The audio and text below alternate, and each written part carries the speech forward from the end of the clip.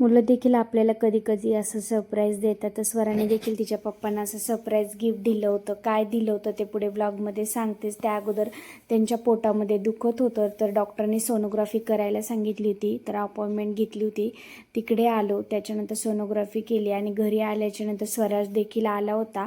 आणि गावाकडून 2 दिवस झालं सासरे देखील आले होते, त्यांचं काम होतं त्यासाठी. आणि त्याला इच्छा होती की बाबांनी मला येईपर्यंत जाऊ नये, पण सासरे देखील लपून बसले होते. आम्ही त्याला सांगितलं की बाबा गावी गेलेत म्हणून. तर त्याचा मूड बघू शकता, त्याचे रिॲक्शन. त्याला खूप जास्त चिडचिड होती. आम्ही सांगितलं, त्याला विश्वास बसला नाही म्हणून गॅलरीत जाऊन बघून आला.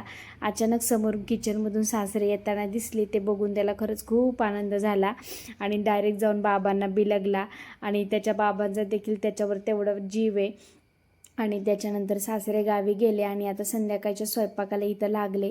खोबरं लसूणचं वाटण काढून घेतलं आधीच मिक्सरमध्ये. खरं ते एक्स्ट्राचं करून ठेवत असते, पण आज संपलं होतं म्हणून डायरेक्ट आता केलं. आणि आज राजमा बनवायचा होता, ओला राजमा, बाजारात जो भेटतो. खोबरं लसूण तेल टमॅटो टाकून घेतलं, छान असं हलवून घेतलं. आज माझ्या चेहऱ्यावरून तुम्हाला दिसतच असेल, कारण माझा आज मूड बिलकुल नव्हता. कारण 2 दिवस झालं सासरे आले होते, तर खरंच खूप छान वाटत होतं. घरामध्ये आनंदमय वातावरण होतं.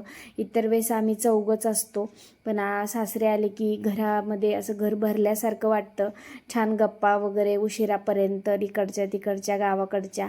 त्यामुळं घर अगदी भरल्यासारखं होतं. आणि जेवण करायचं, काय बनवायचं, असं वेगवेगळ्या गोष्टी होत असतात. पण इतर वेळेस चौघं असतो तर मग मुलांचा अभ्यास, खेळणं हे ह्यांच्या कामामध्ये, आणि मग माझं एकटीचं रुटीन.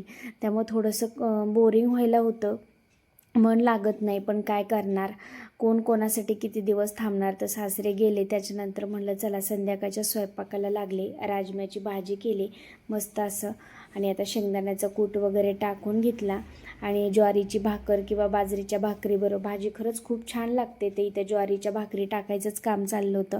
ज्वारीची भाकर टाकून घेतली. शक्यतो बाजरीच आवडते, पण डॉक्टरांनी ज्वारीची भाकर खायला सांगितली. तर इथं मस्त अशी ज्वारीची भाकर टाकून घेतली. आणि माझे व्लॉग कसे वाटतात ते मला कमेंटमध्ये नक्कीच सांगा. असाच सपोर्ट राहू द्या. छान छान कमेंट्स करत जा. आपल्या चॅनलला लाईक शेअर आणि सबस्क्राईब करायला विसरू नका. त्यानंतर स्वराने तर तिच्या पप्पांना काय गिफ्ट दिलं ते तुमच्याशी शेअर करते. तर तिने तिच्या पप्पांना छान असं मस्त एक स्वीट टी-शर्ट दिलं होतं, ते इथं ओपन करत आहे. तर आजचा व्लॉग कसा वाटला मला कमेंटमध्ये नक्कीच सांगा. भेटूया उद्याच्या अजून एका छानशा व्लॉग सहित. बाय.